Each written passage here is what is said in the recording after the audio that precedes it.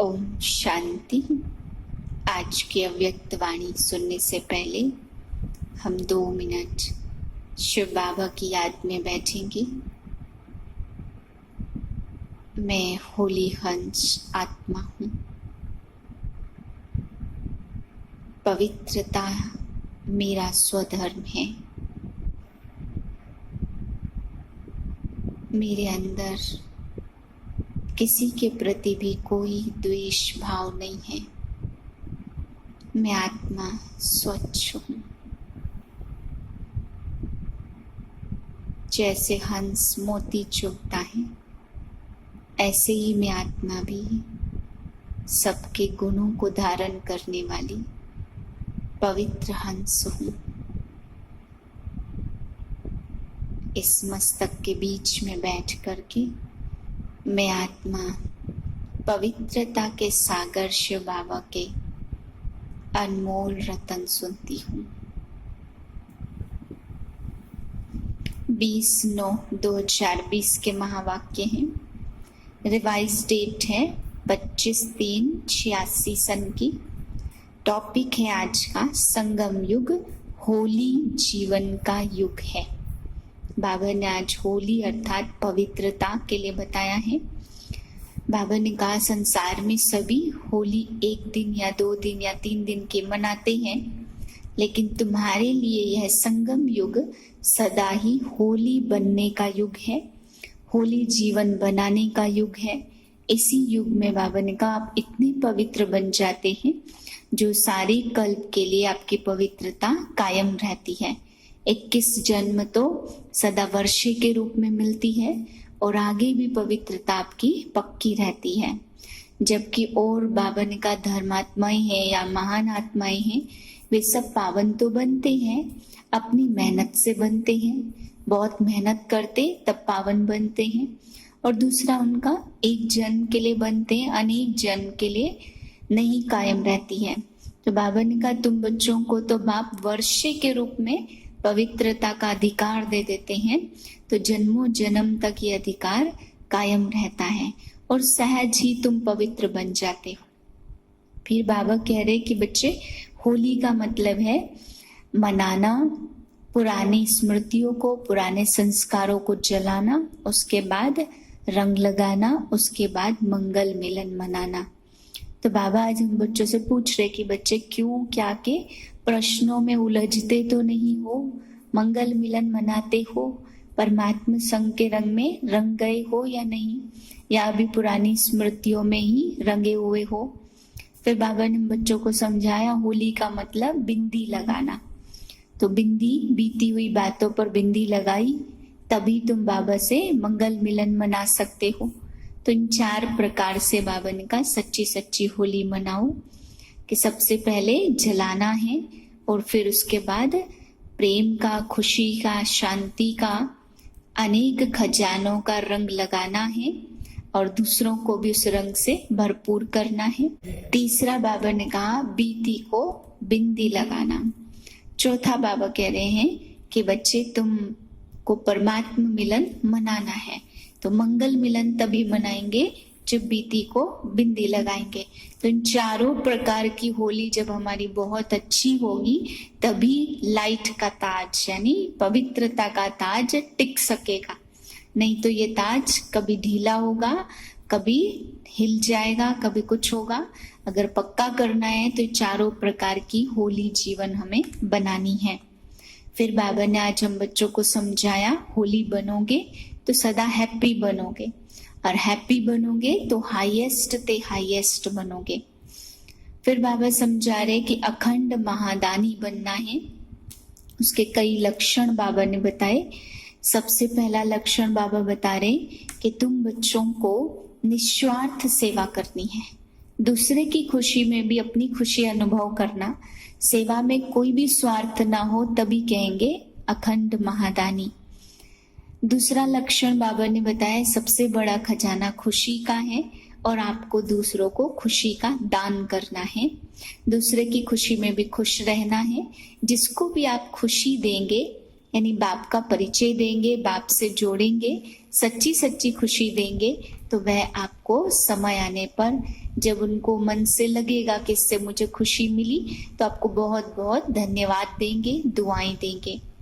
फिर बाबा कह रहे बच्चे तुम्हें अनुभवी मूर्त बन करके दूसरों को भी अनुभवी मूर्त बनाना है। जब अनुभवी मूर्त बनाएंगे तभी अंगद समान अचल अडोल सभी बनेंगे। तो ये भी बहुत बड़ा महादान है।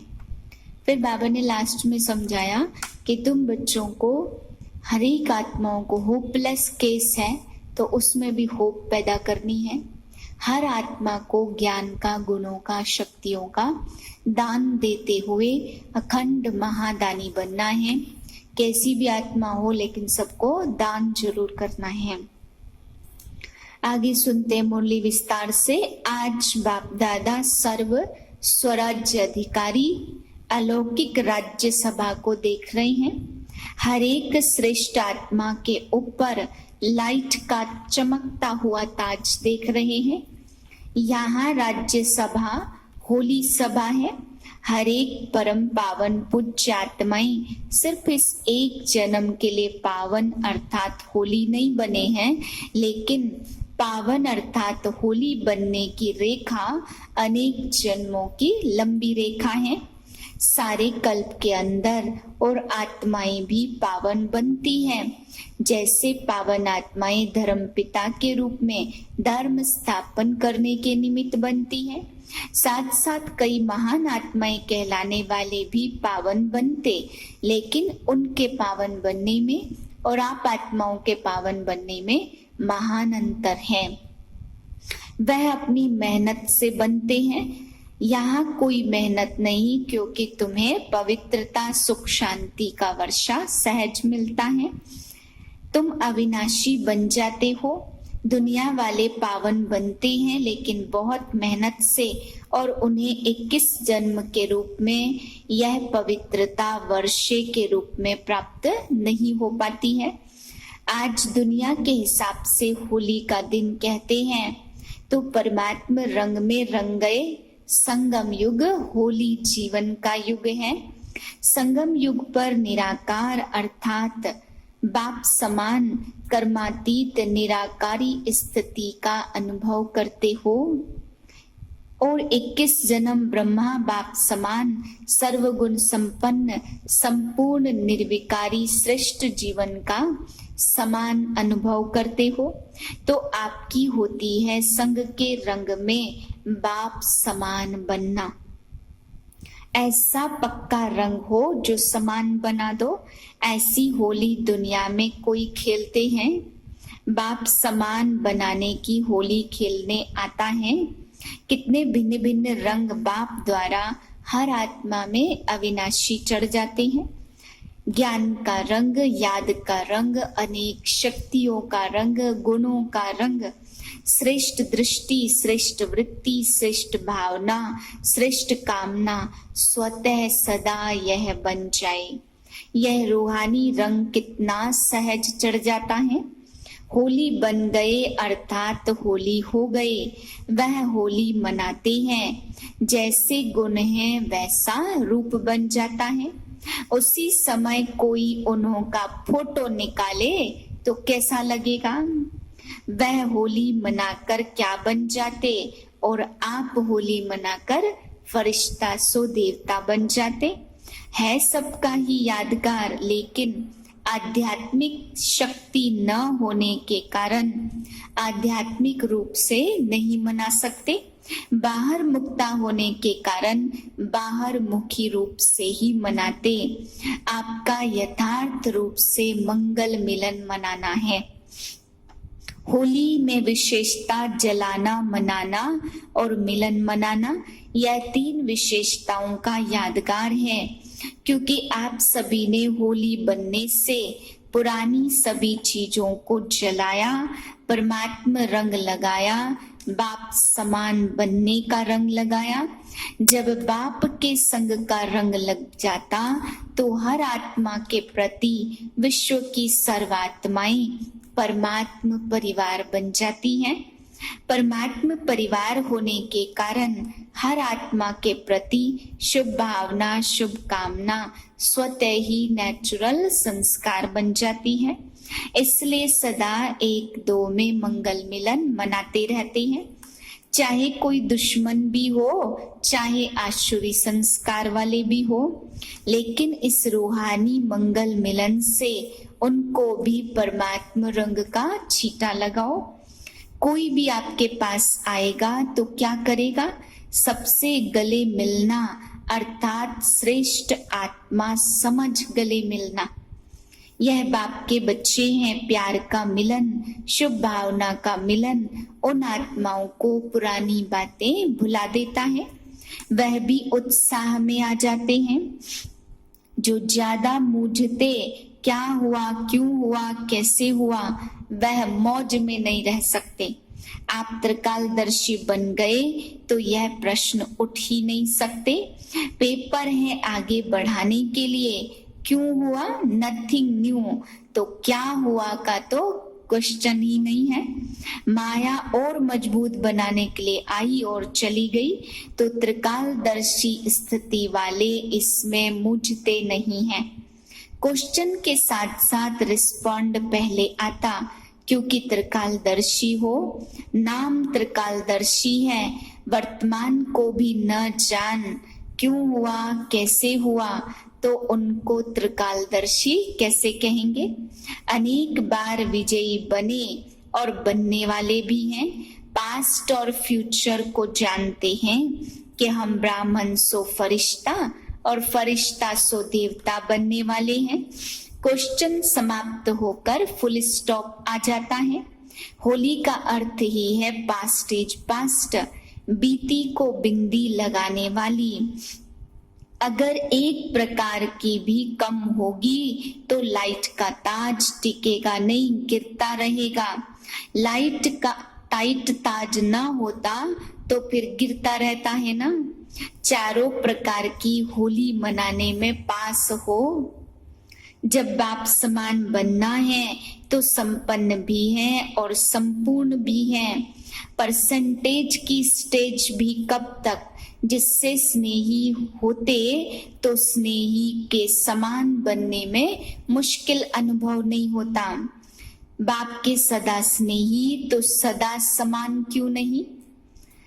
अच्छा सहज है ना, सदा सभी को होली और हैप्पी और हाईएस्ट ते हाईएस्ट बाप समान होली बनने की अविनाशी मुबारक हो।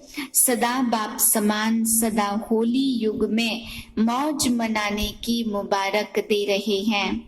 सदा होली हंस ज्ञान रत्नों से संपन्न बनने की मुबारक दे रहे हैं। सर्व रंगों में रंगे हुए पूज्य आत्मा बनने की मुबारक दे रहे हैं।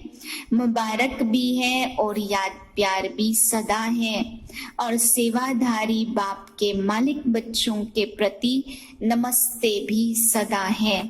तो याद प्यार और नमस्ते, नमस्ते, नमस्ते, नमस्ते।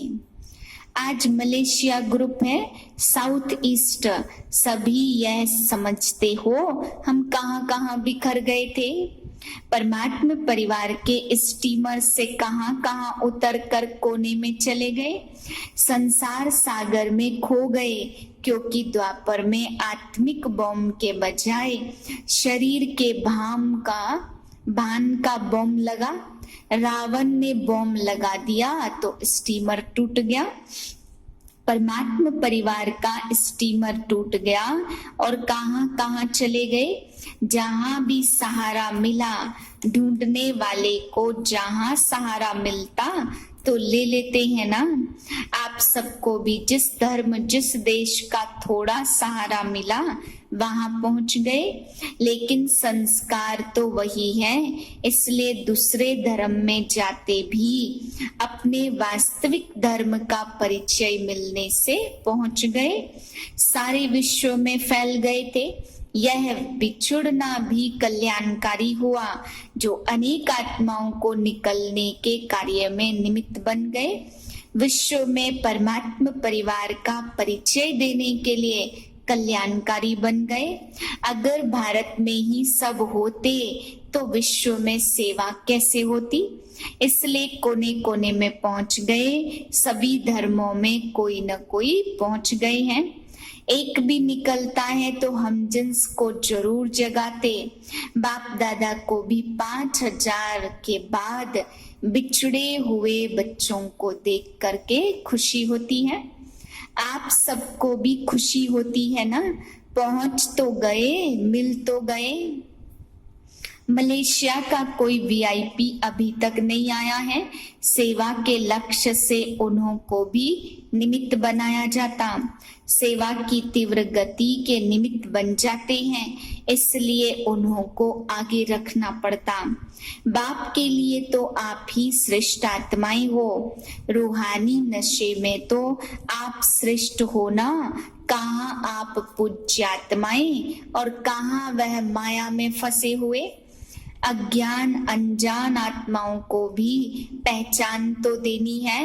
सिंगापुर में भी वृद्धि हो रही है। जहाँ बाप के अनन्य रत्न पहुँचते हैं तो रत्न रत्नों को ही निकालते। हिम्मत रख सेवा की लगन में आगे बढ़ रही हैं तो मेहनत का फल श्रेष्ठ ही मिलेगा। अपने परिवार को इकट्ठा करना है।